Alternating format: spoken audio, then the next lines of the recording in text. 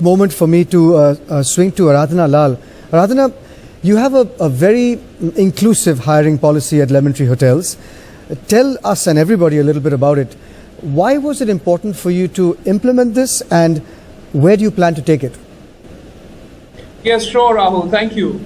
We started this 14 years ago. It was more of a pilot at that time.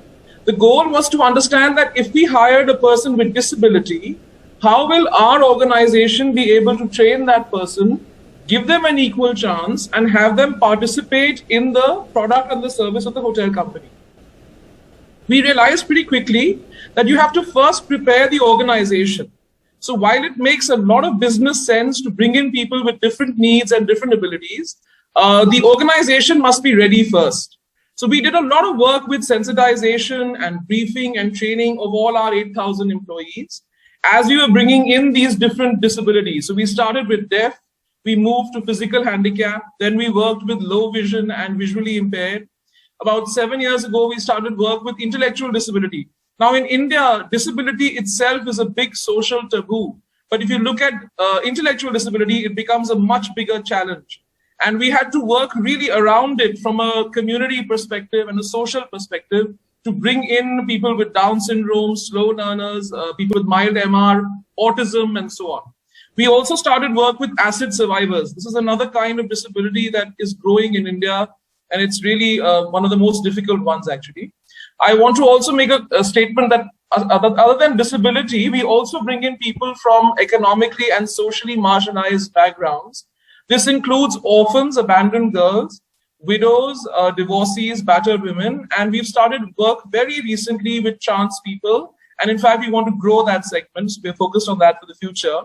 What works well for us and why we do this? You asked, why do we go for this? There is 2-3 things that happen. Look at it from an HR or an employee perspective. There is a sense of energy. There is a sense of positivity that gets created in the organization. It's like a culture building activity. And people feel that they belong to this organization, whether it is the people with disability or the people without, it doesn't matter. They both feel very proud and very satisfied to be part of an organization that is so inclusive. Because not only do we train and bring in people with disability, we also learn things from them.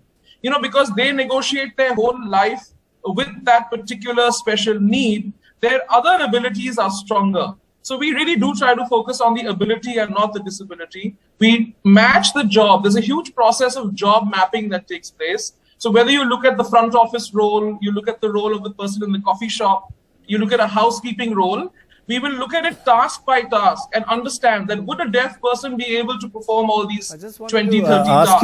I just wanted to ask you something on that.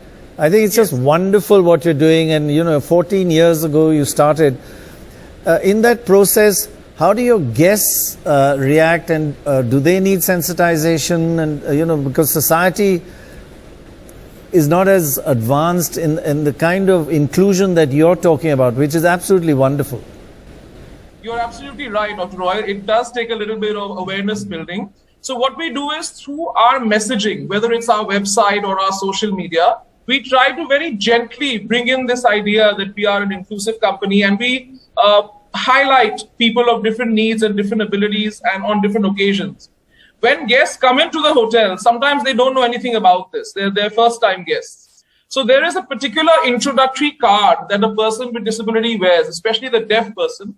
Because if the guest starts talking to him and he's not able to hear you, maybe the guest will think he's not a good hotelier, which we don't want, right?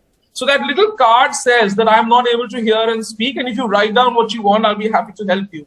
Now, we've noticed that the reaction of guests initially might be of surprise, but within a few seconds, it turns to something very positive because they realize that we are making this very mainstream, and it's not something we're doing for charity or social. They understand it's our HR policy, it's our business model, they get it.